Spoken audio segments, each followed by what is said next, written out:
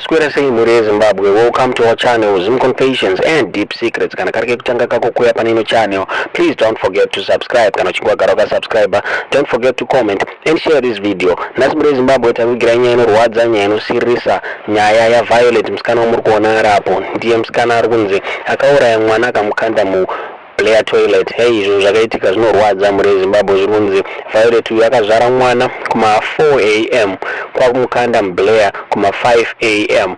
Saka mwana yakazonzvikwa kuma 3 pm muri Zimbabwe. Ichireva zvekuti 11 hours mwana uyu akange ari Blair toilet achifambwa nehonye muri Zimbabwe. Arunzi paakazoonekwa ndofunga pane video magara makaona mwana achiburiswa Blair toilet achigezwa, ndofunga akaendeswa kuhospital. Arunzi akafamba zvakanaka asi the following day arunzi akazofa. Zvirunzi dzimwe honye dzadzatopinda mudumbu nemukamwa dzimwe nemunhengo yake. Zvinorwadza nyaya inosirisa yatakata kuvigirai muri Zimbabwe, tichikurudzirana kuti tichengetedze vana vedu. Vana zvipo zvinobva kuna Mwari muri Zimbabwe. Tizwe zvamurifunga pamusoro penyaya mu comment section.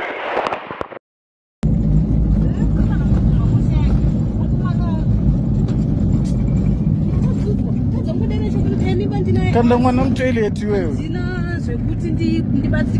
Kanda mwana mtoilet wewe. Mwana waramba. Uyu mwana wewe. Kanda mwana mtoilet.